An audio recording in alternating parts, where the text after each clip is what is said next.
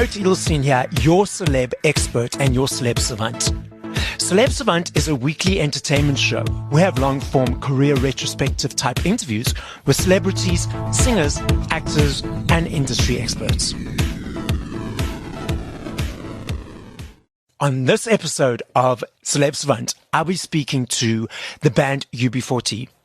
Now, UB40 are an English reggae and pop band formed in December 1978 in Birmingham, England.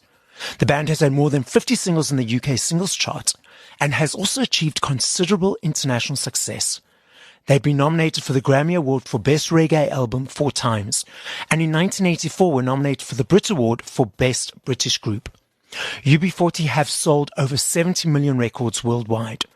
The ethnic makeup of the band's original lineup was diverse, with musicians of English, Welsh, Irish, Jamaican, Scottish, and Yemeni parentage. Ali Campbell left the group in 2008, and Matt Doyle, the lead singer of the band Kyoko, took over from him in 2018.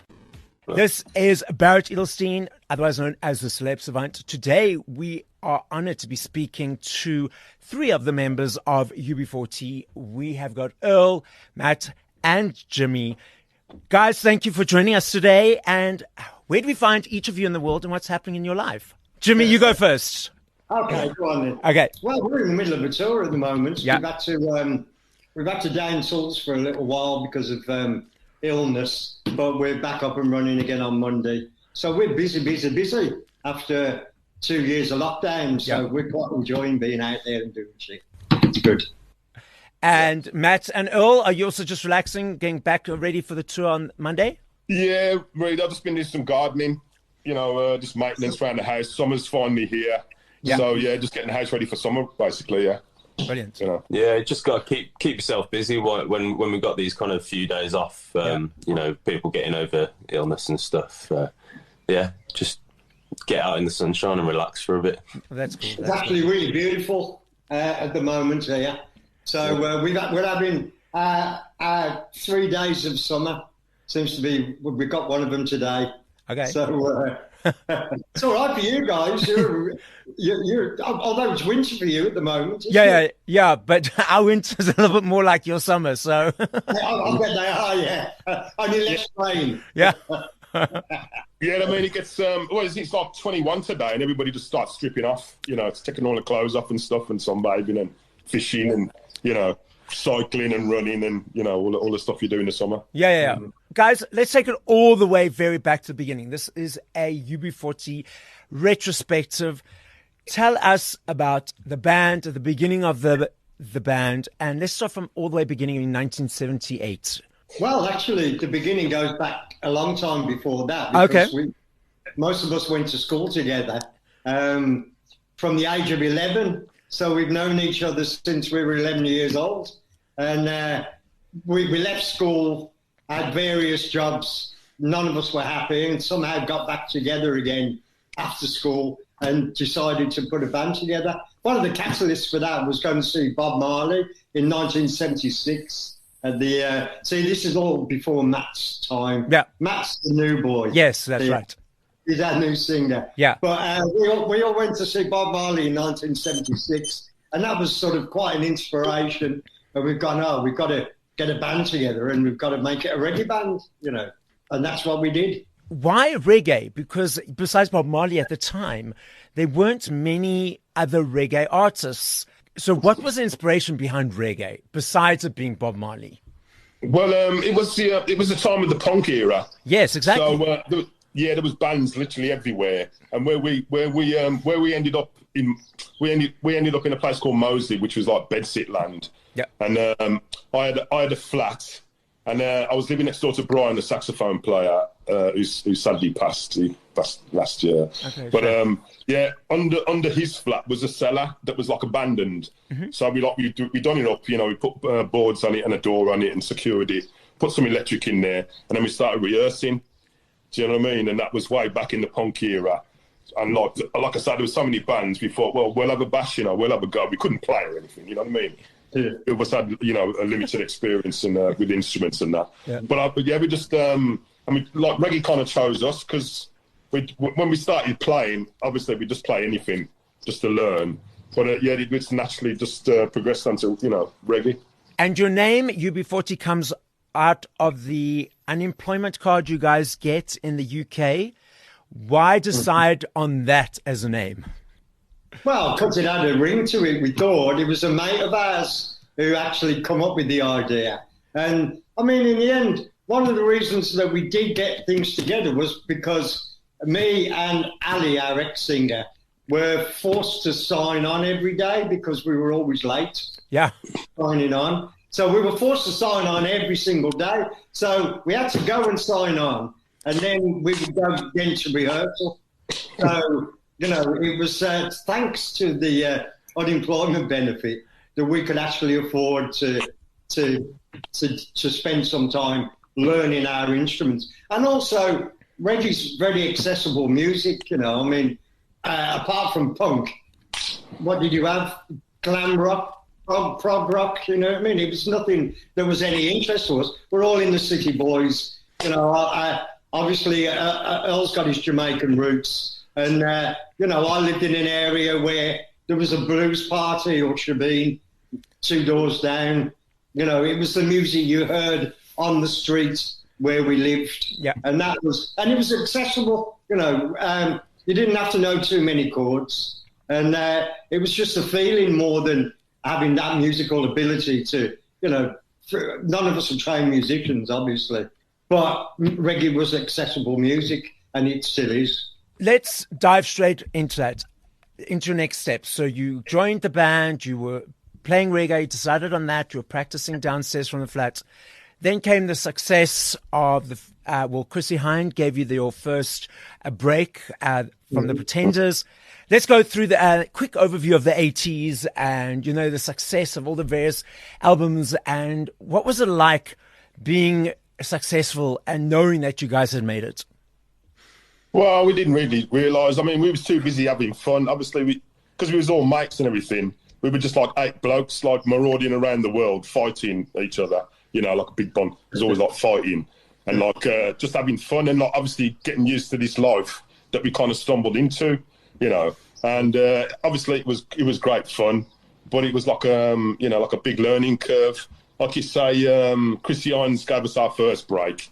We went on tour with her, and then we went on tour with the Police, and then we done our own tours, and then obviously we had a bit more success, etc. And then we've just been basically making albums and touring ever since. We had a few years off. Way back in the late 90s, I think. I can't even remember. I can't really remember dates. But we've been a working band ever since we took off, kind of thing. Started playing gigs. Yeah. It just got like bigger and bigger and bigger. Yeah. Matt, over to you. So you were part of another band, and then you joined UB40 in the last number of years. So tell us what that experience is like being for you, being the new kid on the block, so to speak, in inverted commas. Terrifying.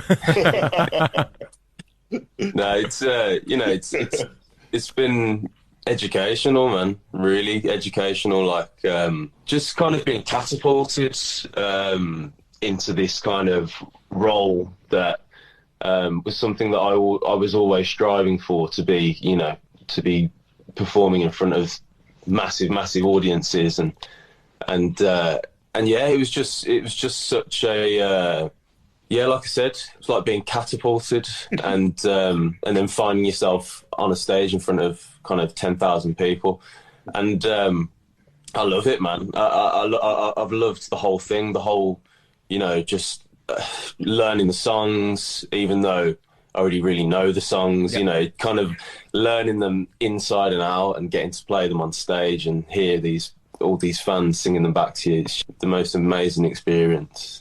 And how did you guys all meet? Was it the BMAs, the Birmingham Music Awards, wasn't it? Yeah.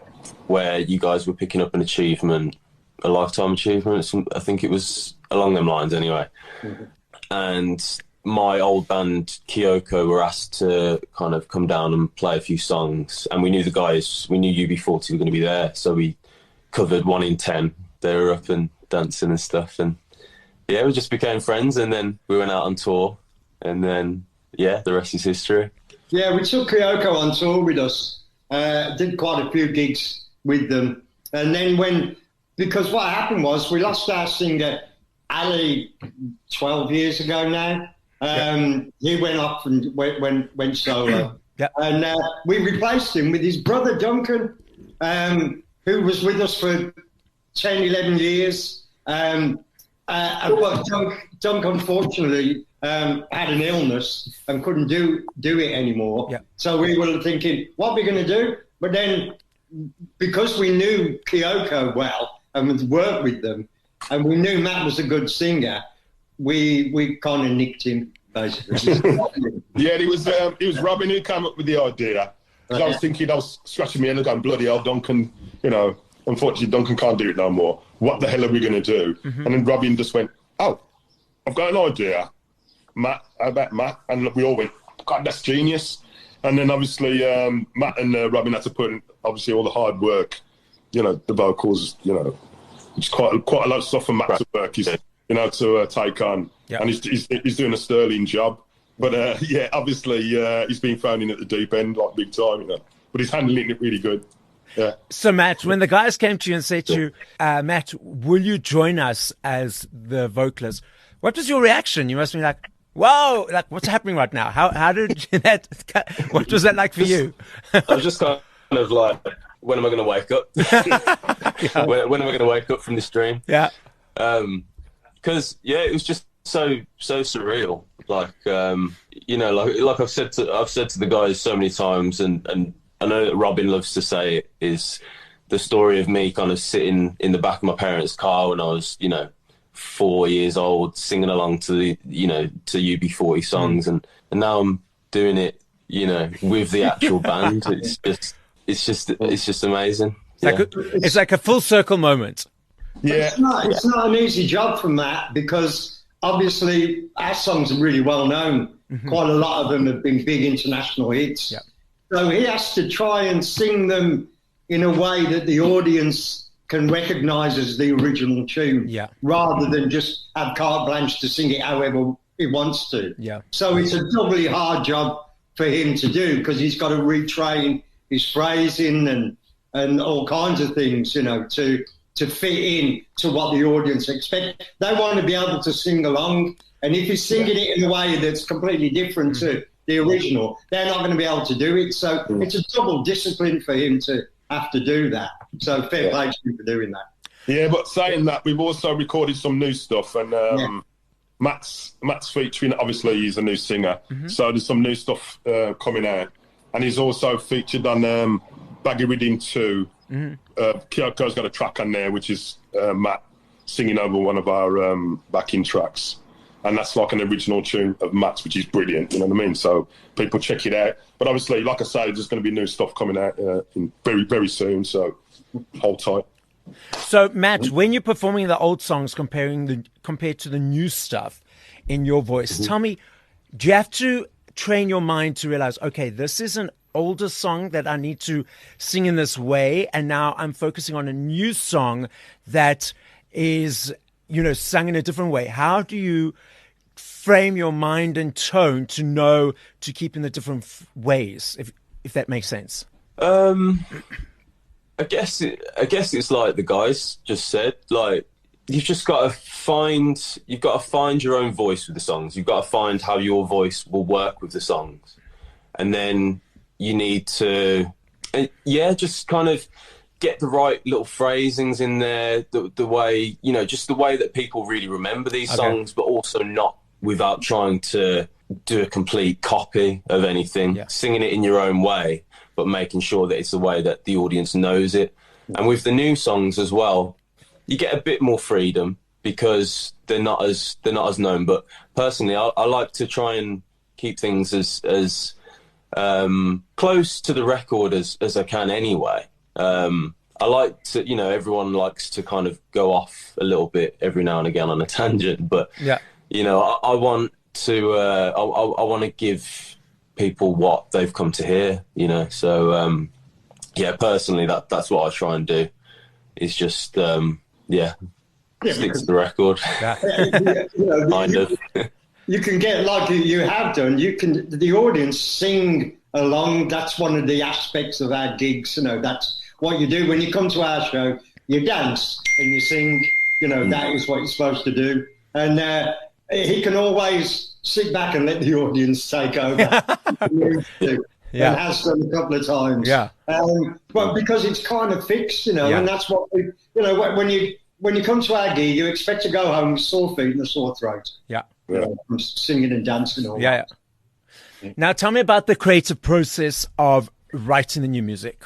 Well, we usually just jam. We usually just get in a room and just basically just throw things at the wall and just jam, basically.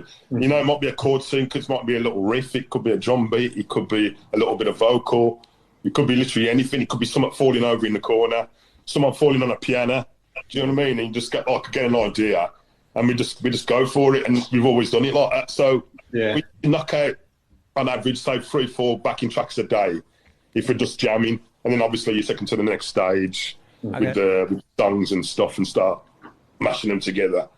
But we just jam, basically, yeah. And the inspiration for the words, the lyrics of the music, is it personal journeys, what's happening in the world, a combination of both? Well, there are different voices, there are different people who write.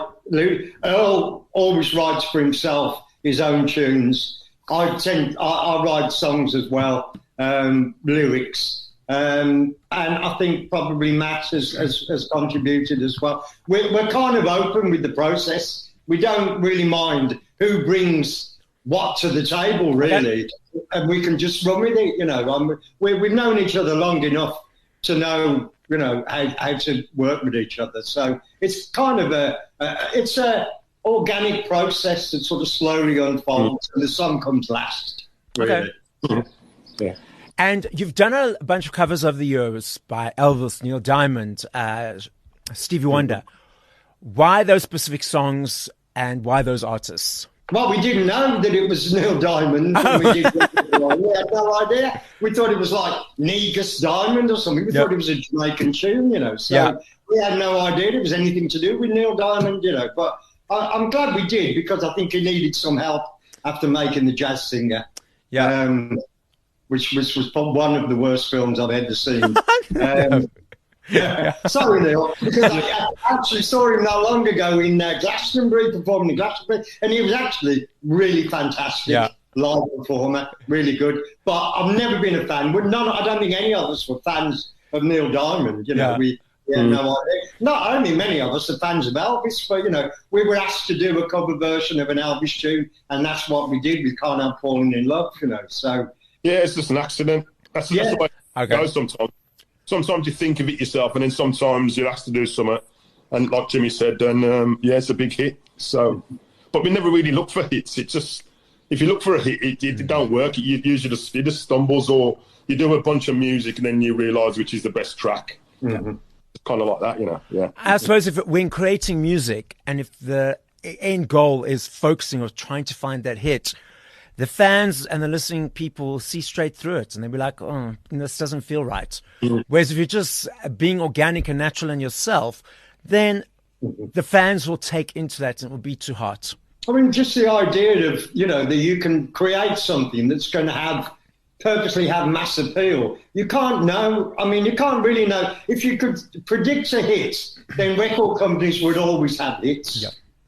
And they don't, because in the end, it's an unpredictable, public taste is an unpredictable thing. And you only know what the hits are after they're hits, really. Yeah. You can say, I think this is going to be a hit. It might turn out to be a hit, but that would just be a coincidence, because another time you'll say, I think this is going to be a hit, and it won't turn out to be a hit, It's just the way it is. That's the rise and fall of most musicians and artists, You're in the limelight for a while, and then you disappear, and you might come back 10 years later.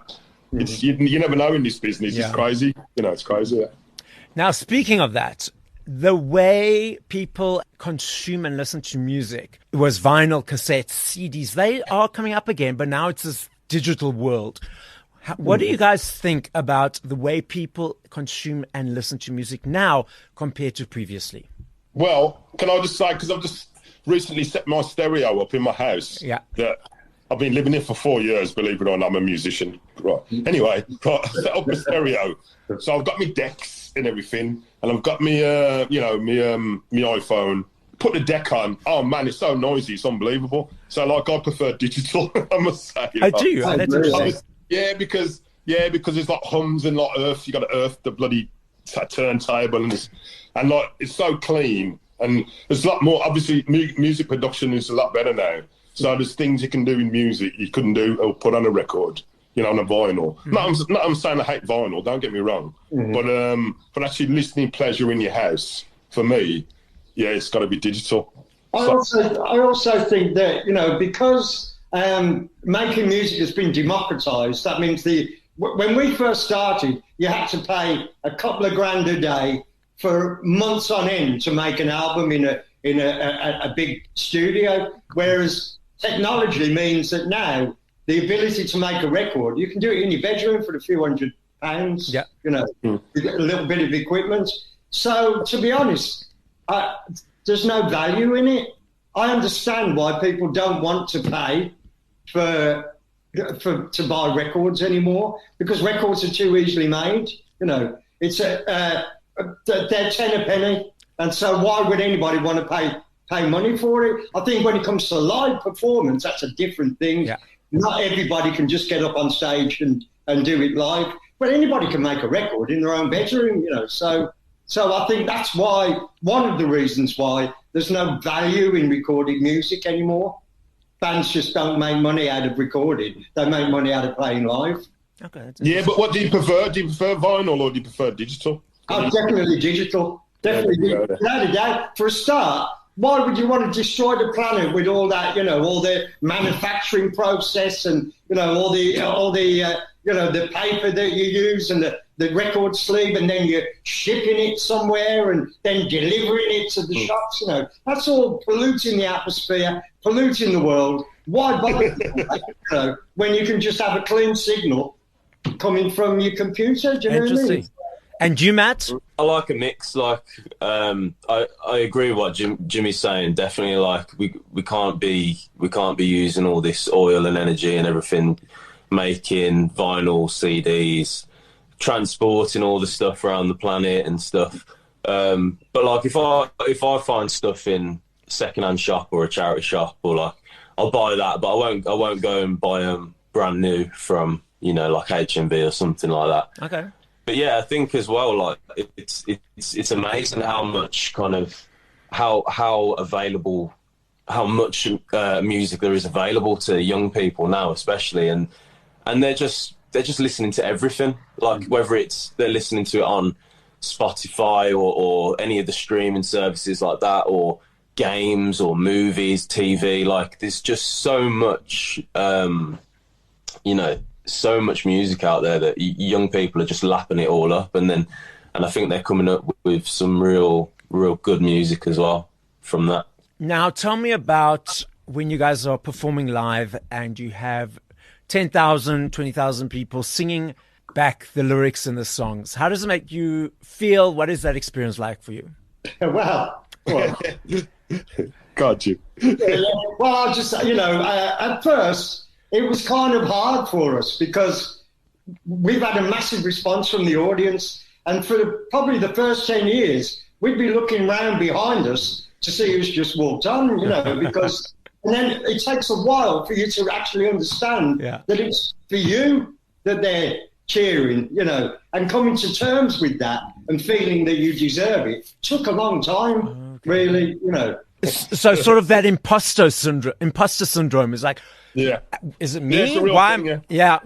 Okay, that's interesting. No, I was just going to say that now I don't take it for granted, but I accept it what it is. There's a massive amount of love for the band out there, and I'll carry on while it's there. We'll carry on doing it. Yeah, obviously with the long break we've had, and like we've just literally started back like a few weeks ago, and and like Jimmy says, now I can you really appreciate the pleasure that you can give to people, and it's a good life, it is like a bit like being a sailor, you know, like we used to being away, and like you do your thing, you know what I mean? Like we're all on a mission, like, you know what I mean? It's like a big group thing, and you're on a mission, and like you try your best and everything, you know what I mean? And yeah, so I really missed that, and yeah, let's hope we can do it for quite a bit of, you know, quite a few more years. Yeah. I mean, it's a powerful thing to be part of, you know, there's sort of 20 odd people on the road, band and crew, and their only focus is to get the show done. And being part of that is really quite empowering, you know, that you feel that you're separated from because you're traveling and sleeping when other people are waking up and going to work. And, you know, you live in this bubble when you're on the road. But it feels great to be part of that, you know, part of that gang and part of that whole business where everybody's focused. You know, it's like moving a house every day with the equipment and, you know, the speakers and all that. It's all got to be shifted around with trucks and, you know, it's just you feel really empowered by being part of that. So it's a lovely life, I have to admit. You know what I find? I love going to concerts and I love standing right in front.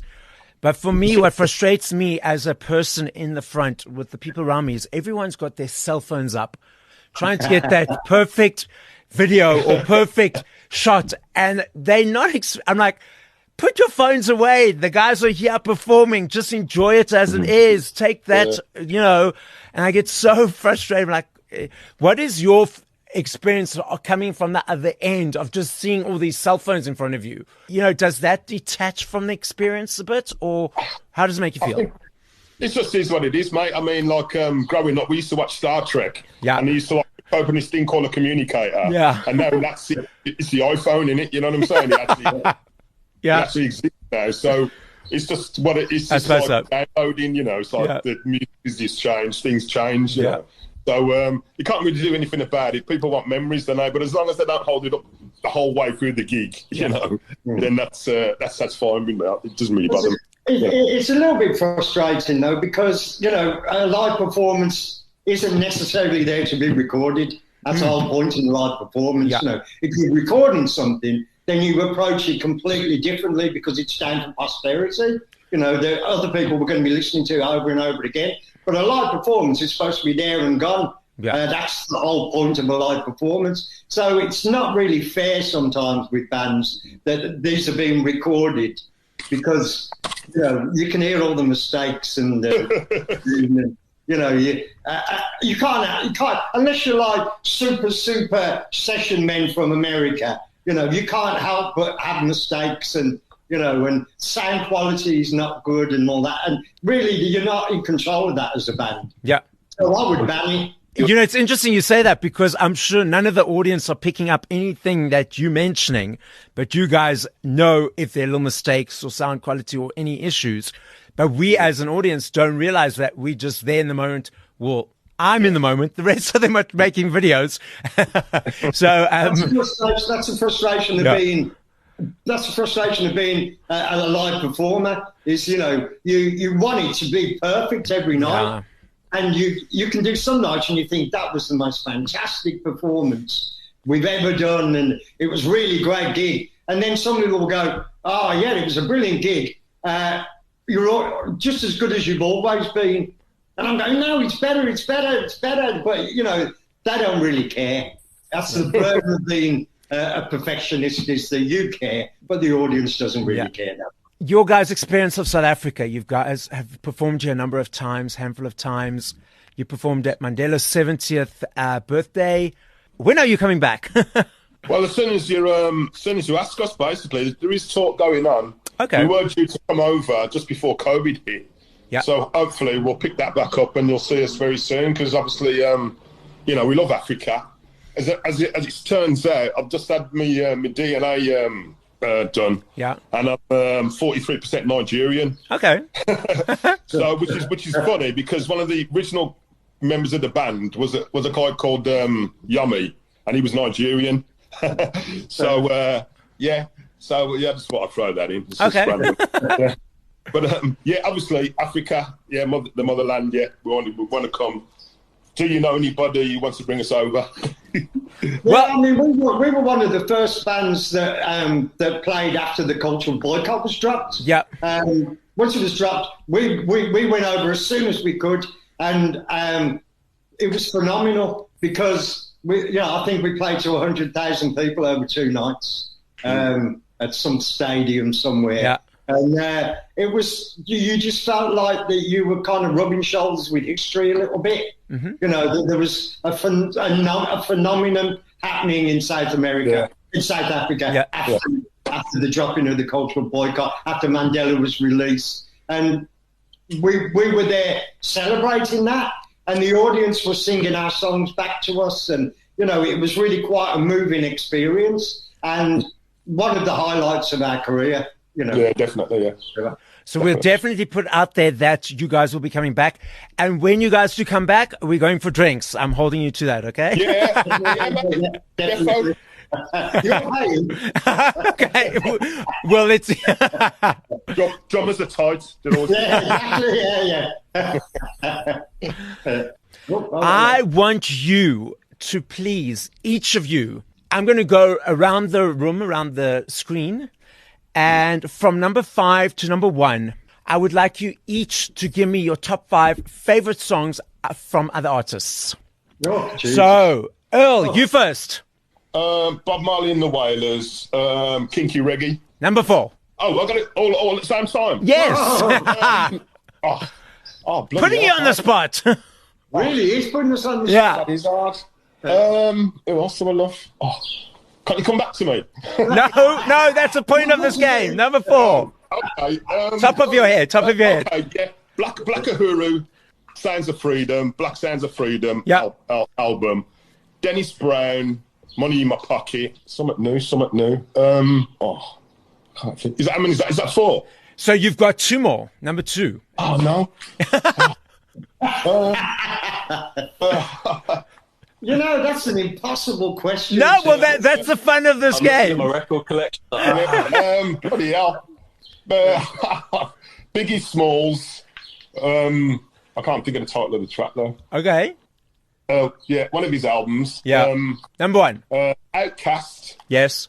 And that's it, innit? Okay. Yeah, that's number 5. That's 5. Cool. Yeah. Heading over to you, Matt. Bad, Number 5. Oh, no.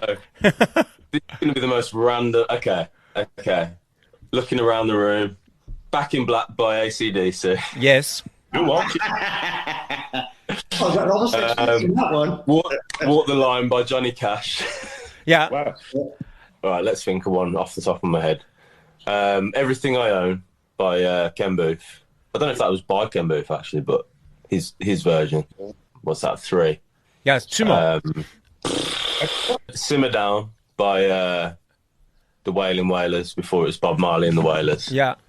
What else? Right, I'm just going to have to pick one. Yes. Throw it at us. It's really hard, man. Okay.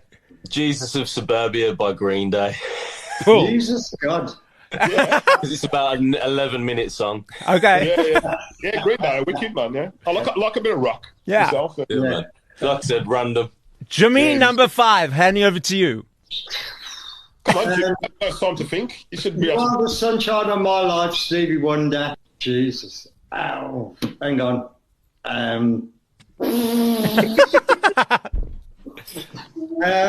Okay, Days of Slavery, Burning Spear. Oh, God.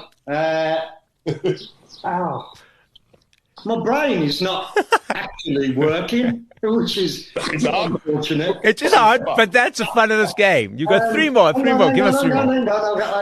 I'm getting there. Okay. Oh, Firehouse Rock, The Wailing Souls. Oh, God. That's 3. Bye, Yeah. Robbie. 2 down. 2 down. What's that taxi tune? Heart Made of Stone. Taxi Connection. That'll do. Yeah. One more. One more. Yeah. Yes. Bloody hell, mate. This is the hardest thing I've ever done in life. Oh, God. Another Stevie Wonder, Superstition. Perfect. There you go. Put you guys all on the spot. That was one of the worst questions I've ever had to answer. Yeah. I'll take that. I'll take that. Brain freeze, man. It's It's impossible to speak of it. I know. Yeah. I'm a film buff, and people say, "What's your favourite 10 movies?" And I couldn't possibly Yeah, I know. say. Yeah. I might have a trouble saying my favourite 100 movies. Trying to narrow it all down to 5 tunes. Yeah. It's like, that's so hard. Well, thank you for that. As a finishing off, our podcast, our show is listened to throughout the world as well as in South Africa. What from each of you is your final message to our listening audience? Jimmy, you first. Well, yeah, we hope we come over to South Africa as soon as we possibly can. And when we do, don't come to the show in high heels because your feet are going to hurt. Yeah. Wear flats. Yeah. And get ready to be singing. And I can't wait to get over there. Brilliant. Earl, your final message? Well, like I said before, I've just found out that I'm Nigerian, so obviously Africa's a different place for me now because I kind of know where my roots are and things. So yeah, I'm really looking forward to coming to Africa big time, man. I want to go there more than anywhere else at the moment. So there you go. Yeah. Brilliant. Matt, your final message? Well, I guess for me, I haven't been around the world much. I haven't done a lot of traveling, and Africa and South Africa. I've always wanted to go. I've always wanted to see, the beautiful sights, and I just can't wait to get out there and meet you guys, man. I've heard you great people. Well, you'll experience that when we all go for drinks that apparently I'm paying for.